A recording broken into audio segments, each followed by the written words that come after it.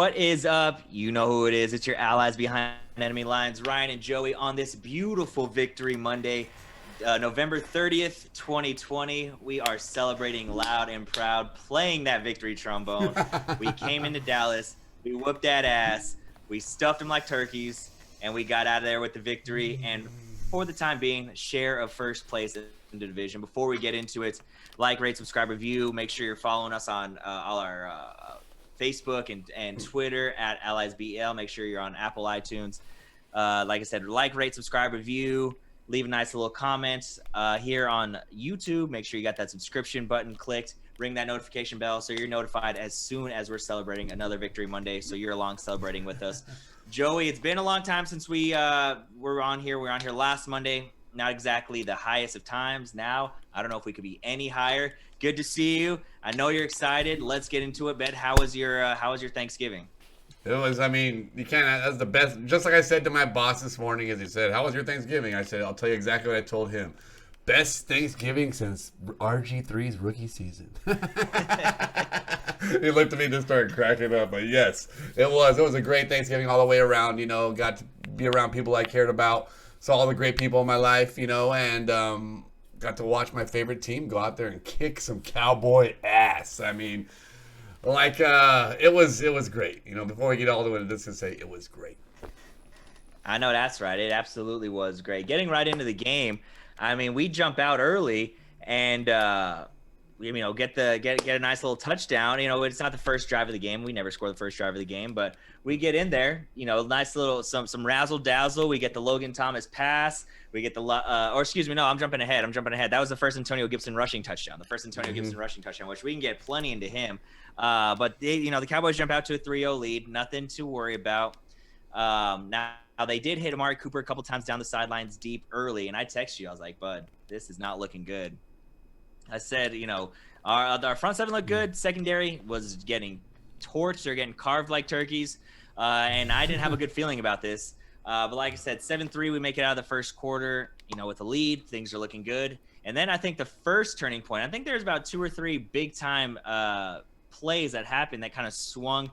One swung the ball in our court, and then the other one just kind of kept pushing it more and more towards our direction. The first one has got to be when Zach Martin went down. You know, it was funny because I was looking at the text earlier today, and at 3:50 I texted you and said, my words were, we're gonna get smacked. Front seven's playing great. Secondary looks like booty. And then at 3:52 I texted you and said, wait a sec. I take that all back. If Zach Martin is injured, come back. And so, you know, we got things rolling from there. Yeah, we sure did, you know, and you put it up, you know, perfectly. We didn't get the great start that we wanted, you know. They're like they're gonna pick up where they left off last week, and that's run the ball, play good defense, you know, and kind of make you earn anything you were gonna get off of them. And so I was concerned all the way through till the third quarter. I'm one of those old school Washington fans that know it's never, we never got anything in the bag. So I stay concerned. I straight stay concerned. But as you put it, I started thinking about it though. I wanted to get into it, maybe a little later. I get to say it now and kind of talk about it throughout. But it almost is like the way our defense is playing is that like Jack Del Rio knows that we don't have the strongest secondary and linebacking core. So he just tries to he like gears it toward. And the reason I say that is because when we did have when we didn't have to worry and we did have the lead and he could just let those guys loose, it was game over. I mean, and the part of me is like, why can't we just do that? Why can't we do that? And then immediately think we'll get burned downfield immediately. I saw 3 mistakes in the entire game. Big ones that, notable mistakes, everything. There's going to be little tiny miscues here and there, but I'm talking straight mistakes. 2 blown coverages by Ronald Darby, one of them that resulting in the penalty, one of them that was the touchdown, and then Alex Smith's interception which turned into a big plus. With Scary Terry chasing him down from behind. But still, those are the only 3 mistakes that I think about in this entire game. I mean, it was great football on both sides of the ball. Smart plays. I like the trickery. Logan Thomas doing the quarterback sneak. Logan Thomas doing the razzle-dazzle toss as well.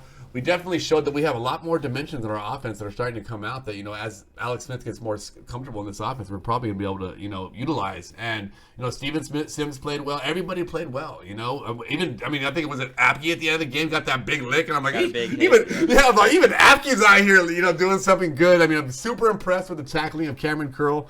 As we saw today, Pro Football Focus has Jonathan Allen rated, number 1 defensive tackle over the last 3 weeks. It's just... good things are happening in Washington right now. It's one of those times as to rely on that old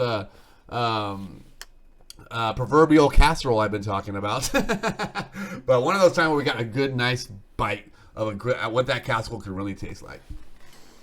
Yeah, a couple guys you mentioned there, Ronald Darby. Yeah, he was getting cooked left and right, and it looked like that they were just going to target him the whole game, and then for whatever reason just stopped. They stopped going away from him. He did have a big play late in the game, a big pass breakup, but yeah, he was getting absolutely cooked. And then Cameron Curl, he really jumped out. If you weren't on the Cameron Curl train before this game, you should be back. You should be on it now, because that guy was flying everywhere. He was making big hits, making plays. So he's definitely been one of the biggest steals of the draft in my opinion. A 6th round pick out of Arkansas. So yeah, that's a guy that's really jumped out. But yeah, the razzle dazzle was wild. Like you said, the Logan Thomas, he played quarterback down at Virginia Tech, changed to tight end. But as soon as he got the reverse, he hadn't even started running completely yet. And I said, oh, throw it. Sure enough, he drops back, lays a nice little ball up there for Scary Terry. He catches it. Then we got the annexation of Puerto Rico. Shout out to Little Giants. The Fumblerooski. I haven't seen that in pro football, and I don't think ever. You see it every once in a while in college, but it's been a long time since I've seen anything like that. Even in college, it's been a long time since I've seen it in college. Yeah, so like you said, a little trickery there. But you mentioned the Scary Terry tackle, and I think that was another big part of like I said, the ball getting pushed farther and farther down our court. Zach Martin, that put us in a good spot. But then that Scary Terry tackle ended up being one of the biggest plays of the game. We're up 20-13 at that point. Looks like it's going to the house. He busts his ass, does his best DK Metcalf impression, and wraps up Jalen Smith by his feet. And then the defense holds sturdy and only allows 3 points. So not only was that big because we didn't allow them to score, but you're set up in prime field position. You get the ball in the red zone as the Cowboys, and you can't punch it in. You can't score. That's pretty demoralizing. And I think that was one of the bigger plays and bigger moments in the game because, like I said, not only did it stop them from scoring 7 to tie it up, but then I just think as a morale booster for Washington, and then a morale demoralizer for the Cowboys, because they're so close, have such good field position, get the ball turned over, get a chance to tie it up, and then they just can't. They just can't punch it in. And that was the last we heard of them. And that was early in the third quarter. Yep, that was. And it's one of those plays that you said he did his best DK Metcalf impression. I say he did his best Don Beebe impression on a shout out to the weekend where his son Chad Beebe got his first touchdown for Minnesota. Just want to shout out Chad Beebe out there for getting that victory for those Vikings. But anyway, back to the game. But yes, when you see somebody like that, your team captain go out there and make a tackle like that on what should have been a pick six, that defense, you really came back and supported him and held tight.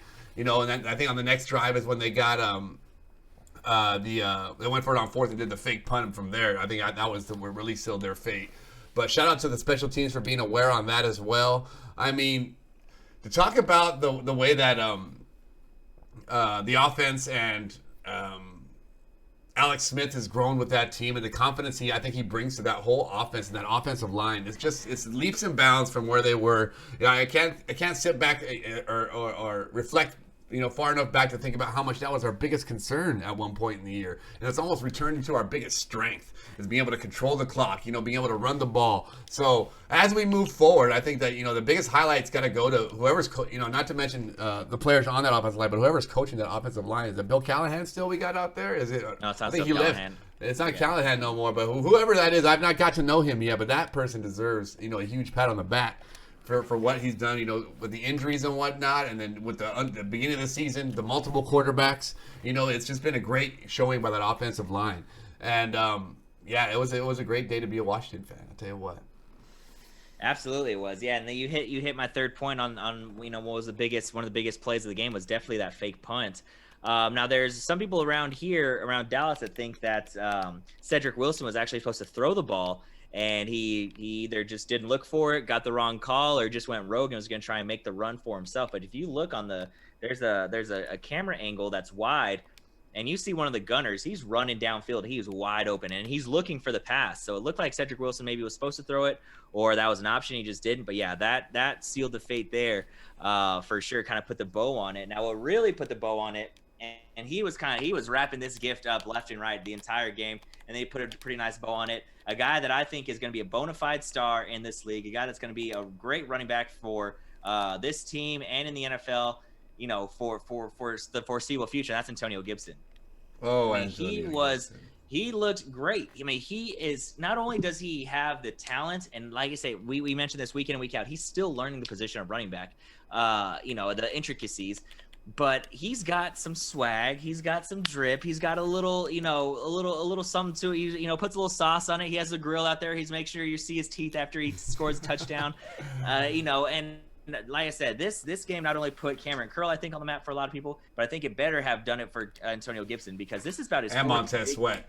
Yeah, and Montez Sweat for sure. But now we're on the subject of Antonio Gibson. I mean, this dude is busting loose left and right for big runs. Has a 23-yard run for a touchdown, a 37-yard run for a touchdown. He's catching the ball. I mean, he's doing it all. And like I said, if people like around the nation, your casual football fans didn't know Antonio Gibson yet, they were definitely, they got put on notice, and they're marking that down for the next year's fantasy football draft of, I got to make sure I get this guy, and you better, because he is going to be putting up numbers for this team, especially if we keep Alex Smith back there, the little dump offs, whatever it may be. We know he's going to be lethal in the passing game, but especially now at the running game, where he is just kind of hitting that hole and going. I mean, things were great. You hit every, point, on the head for Antonio Gibson, for a guy that came out of college, for so many question marks when our team, decided to go part ways with Adrian Peterson. And so many people, were shocked that we were going to go with somebody who was unproven, a rookie that was, not taken in the first round, someone that, not a lot of people had heard about, had what we said, 50 runs in college as a running back. And for Ron Rivera and for Scott Turner to be able to have the confidence and the faith in him, to see things that we did not see or not even have but the limited training camp, to know, hey, this is our guy. AP can walk. This is our guy. And a lot of us questioned it. I questioned it at times. I know you questioned it at the very beginning, especially leaving AP. But when he's come in, here we are. We're not even a little bit past the half point of the season, and he's got 11 touchdowns. Leading. I think has to be leading all rookies, if not close to it. With Chase Claypool probably being the one close to him. But leading their backs in yards, running backs in yards as well now. And he's probably gonna ellipse 1,000 yards. It reminds me of the Alfred Morris season that we got. Out of what so many parallels to the season we got to that year. We had a number 2 pick overall that year. We took the number 2, severely, probably the most hyped player we've had in the draft since, RG3, with Chase Young coming in.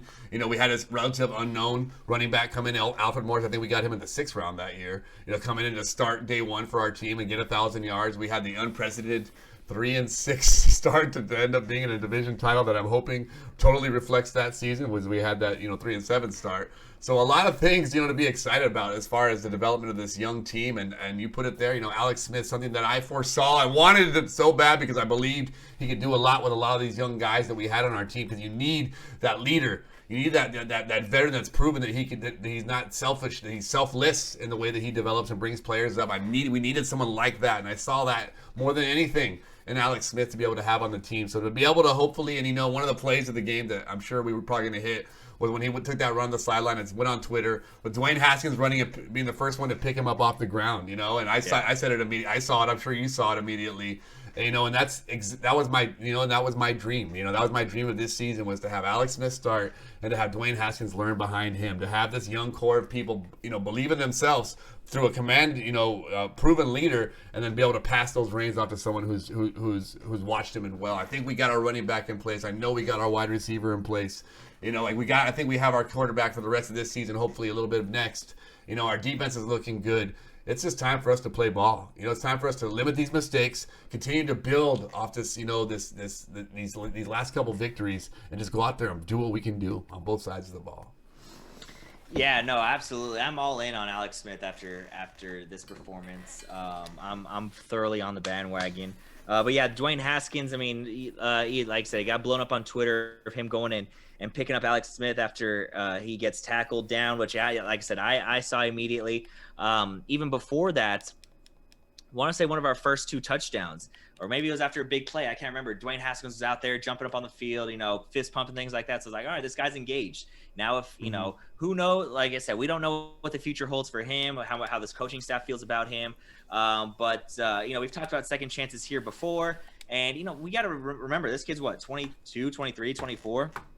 Who's not going to get kind of a big head? You just got named the quarterback of a professional football team working towards your dream. Sometimes it's going to be easy to mail it in and be like, all right, I did it. This is what I was supposed to do. And then you get checked real quick of like, hey, yeah, you got here, but now that's when the work really begins. So I'm still keeping an open mind, whatever. We'll see what happens. I'm down with keeping Alex Smith, for the next year to at least see what we got, either with Dwayne or with another draft pick of some sort. But there was a lot of positives that happened on Thursday, and not all of them were between the lines. You know what I mean? So there was obviously a lot of good things happening around the Washington organization. It's weird to feel this good about it this late in the season because I'm just not used to it. But yeah, I mean, as we shore up a couple holes on the secondary, the Giants still are my biggest worry. We'll see what happens with Daniel Jones with his hamstring. Good old Colt McCoy's back there leading the charge. Look at their schedule. Schedule. Their schedule is tough. Their schedule is very, very tough, no doubt. But that defense is good. That running game is good enough. I think coming up this week, us catching Pittsburgh after this whole Baltimore debacle, we're coming off what it would be 11 days rest after playing Thursday, and they're coming off of 5 days rest playing Tuesday. So it's we could be in a good spot. This is a watch out game where we could, if we can play, take care of the ball like we did on Thursday, then who knows what happens? Who knows? The crazier things have happened. Mm-hmm. Not to get too far in, not to get too far in the preview there, but you're right. It's one of those games that, if you look at the teams that we've played and played hard, and the teams that have played, the Pittsburgh, everyone's played Pittsburgh hard. They've gotten lucky numerous amount of times against Tennessee, against, like we said, Cleveland was their only real blowout, I think, of the whole year. I think Dallas, came really close as well. We saw what we did to that team, 2 times this year. Sweep, Dallas. It's so sweet to say that. We, 2 times in 1 year. And has anyone watched it? I'm glad I said that because it brings up an interesting thing I've been thinking about, wanted to share. As any, at this point right now, I can call this season a success. I can call Ron Rivera a success. And I'll tell you why. Because as a Washington fan, if you're a true Washington fan, the first thing you want out of your Washington football team and your coach is to beat the Dallas Cowboys. And that's it. That's first and foremost. That's goal number 1. That's goal number 1. Did it twice. Goal number 2 is, win the division. Possibly could do that this year. We're still in a good spot to possibly make that happen. I think 3 wins gets us that.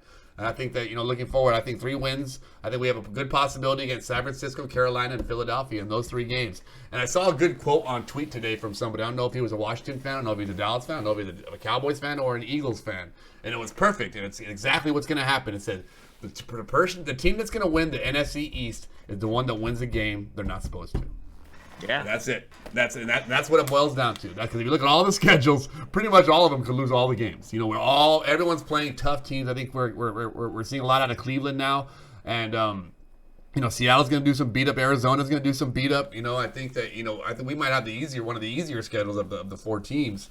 And we were a Cincinnati Bengal. I don't know if you saw. I was watching that game yesterday. Like it was a Washington game, and we were a shoestring tackle away at the end of that game from being in first place right now. So yeah, like you said, Daniel Jones did get an MRI this morning. I did see that in the Good Morning Football today, so I'm sure the results will be out here somewhere today.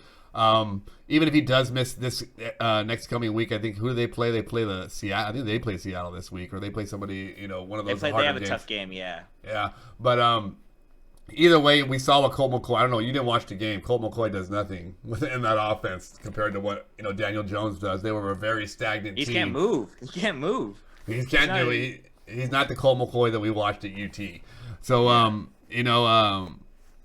So it's it's a toss up of what's going to happen. We continue to play. It's as you can see with the Baltimore Ravens, anything can happen to your team in a blink of an eye. So keep the team together, keep playing, and get. The good news is we're getting better each week. We're at a point now where we're getting better and playing better each week. We're seeing more and more out of different players. We're getting healthier. And especially with this 11 days rest. So who the hell? We're in a great spot. We're in a lot better spot we were 2 weeks ago, and where our minds were. So let's continue to build on this. Yeah, for sure, absolutely. Things are rolling in the right direction, and like I said, it feels so strange to be this up about it and be this excited, have this much promise. I mean, like I said, it's being Washington fans as we are, you're always hoping for the best, expecting the worst when it comes to things like that, because as soon as you get up, they're quick to just yank you right back down. And I don't think a loss to Pittsburgh this week necessarily does that either, because the Giants do play Seattle. I should have looked to see who the Cowboys were playing, see who some of these other Ravens. teams. The Cowboys play Ravens. The Cowboys play the Ravens. Okay. So it's anything can happen, like you said, here at the end. And the Eagles have Seattle tonight, and they play Green Bay next week. So and then they play New Orleans. So I think they have the toughest of the schedules. The Giants is pretty tough as well. But as things are rolling, you don't know what to expect coming up here at the end. But like I said, if we can keep playing our brand of ball, stay healthy, keep these guys that are going, keep them going, I think anything's possible. And getting back to real quick about Antonio Gibson, looking up at yards, rushing and receiving yards combined, he's at over 880. He's got 11 touchdowns. The next closest rookie is Chase Claypool with 8. Antonio Gibson's got to be leader. Him and Justin Herbert for Rookie of the Year. I don't think if Herbert is having the year he's having, it's easily Antonio Gibson. I think what Herbert has, how many games with 3 touchdown passes right now? And they gave it to Kyler last year in a lackluster season.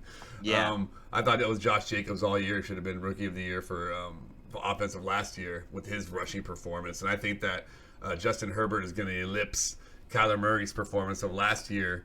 And I don't think Antonio Gibson's going to ellipse. I don't know why I keep using that word. And first of all, it's eclipse, not ellipse. You're getting this in there, so it's eclipse. Ellipse. It's when you put your ellipse around something, so you're you engulf it. No, but I do think that for those 2 reasons alone, I think he would be. If he does something, if he ends up getting 20 touchdowns for somehow, some way, I think that's very, very easily done then. But he is having a great year. I think you put him right there with Herbert, at number 2 in the leading, especially with Joe Burrow going down. Yeah, for sure. I sent out a tweet on Thursday, kind of half joking, saying it's crazy that Washington's going to have both the offensive and the defensive Rookie of the Year. When's the last time that's ever happened? Yeah, probably. Justin Herbert is looking pretty good. He's 8th in the league in passing yards. He got 23 touchdowns, 7 interceptions. Hey, if his team stinks and he's the quarterback, and our team is, doesn't stink as bad, and we have a good running back, I know they never really look at the team for awards like that, but a guy can wish. Yeah, so great win. It's always great to beat the Cowboys. Like I said, not only did we do it once, we did it twice, and both times we just absolutely smacked them. Outscored them 66-19 this year. Love to see it. The only issue is obviously losing to the Giants. Twice. And so they got the tiebreaker. It is what it is. We just got to see where the cards may fall. But we're in pole position right now. I think it's. Is division the first tiebreaker though? Yeah, head to head. Or division record. I'm not sure. I thought it was head to head. I think it might be because. The division record, I think we could easily go 4. We better go 4-2 in the division now. But and the Giants have their only victories in the division are against us, so they can easily not go 4-2. And so I don't know which one trumps. I know that the head-to-head comes to play when it comes to different divisions, like the NFC East versus the NFC West. But I think that when it comes to within the division. Is it head-to-head first, or is it divisional record? So it's head-to-head first, and then it's actually games within your conference, so it's not even division. It's just within. Then why do they have the conference. divisional record out there? That's always such a big thing. You know, when they put stats out there, division's always one of the things they show. Yeah. If you know what I mean. So I don't know. I just thought that maybe that would come into play, but I guess not. Anyway. When they say conference, they could mean division. I don't know. But yeah, that's what they say. They said the division champion with the best record. The division. Wait. Oh, no, that's playoff seeding. Sorry.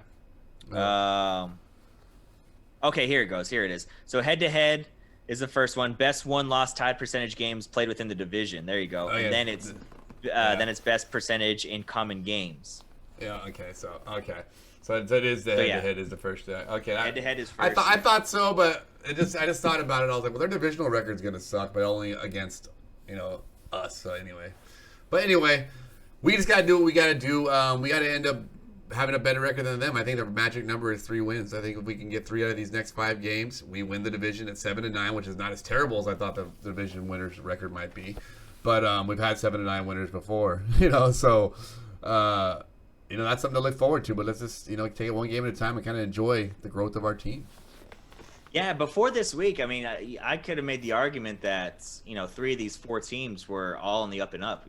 Us, the Giants, and the Cowboys. Obviously, the Cowboys hit a little bit of a speed bump there. But if you're talking stocks and you're looking at which one's increasing the most, I think it's got to be Washington, because now with that Daniel Jones injury, I mean, the Giants might be flattening out a little bit while we're still soaring to the sky. So if you can, go ahead and buy some Washington stock right now, so that way you don't look like a bandwagon when we eventually make the division, make the playoffs, win the wild card, then the divisional round, and make it to the NFC Championship game.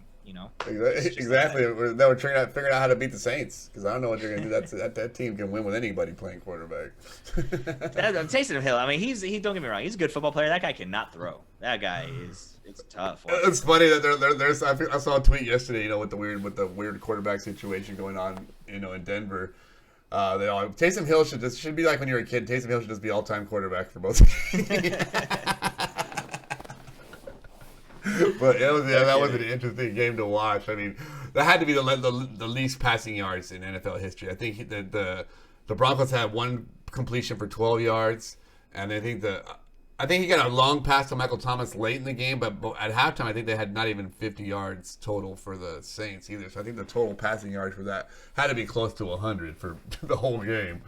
For have so many. Yeah, I got it right here. The whole point. I mean, for as many points it was scored, it's like 41-20 or something. 31 to 3. 31-3. If you see that and then see the passing yards, you'll be like, what?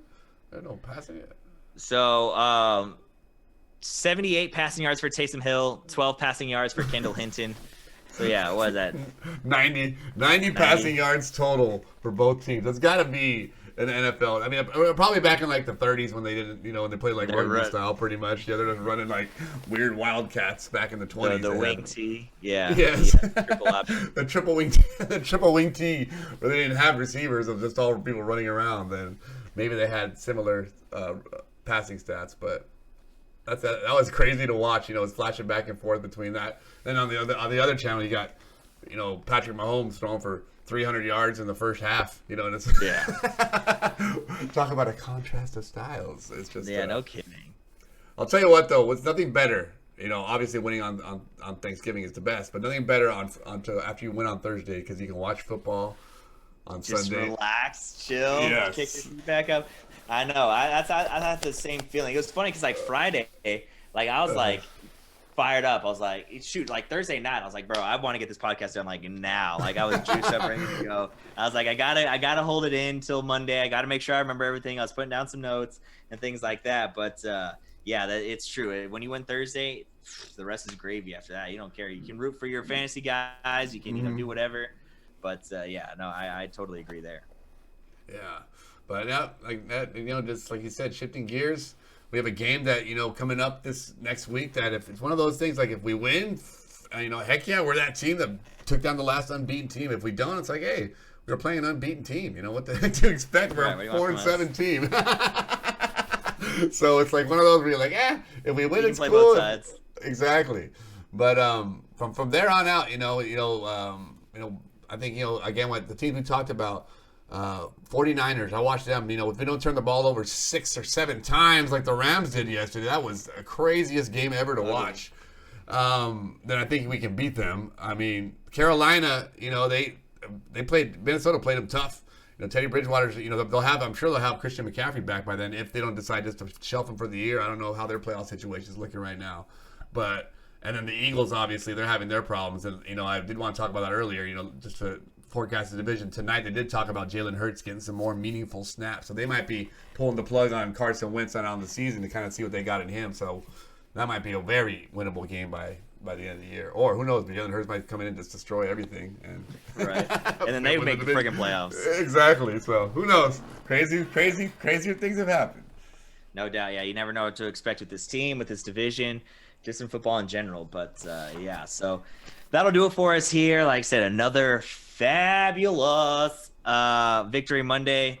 That air, so crisp, so sweet. Those birds singing that sweet song.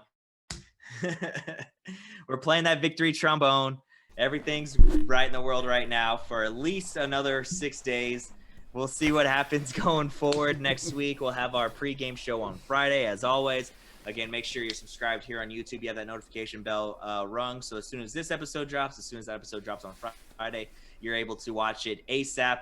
And again, make sure you follow us on Twitter and Facebook at AlliesBEL. Make sure you hit up all our socials so you can holler at us, say what's up, ask us some questions there, leave some stuff down in the comments for us.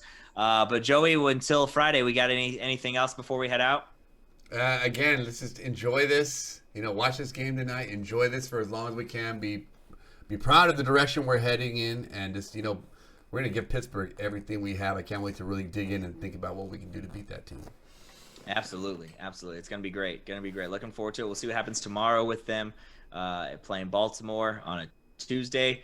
But until Friday, y'all take care. Enjoy this victory. We can savor it for another 6 more days until next Sunday. Yes, sir. Absolutely. Take it all in. But until Friday, we'll see y'all then. Thanks for listening. Thanks for watching.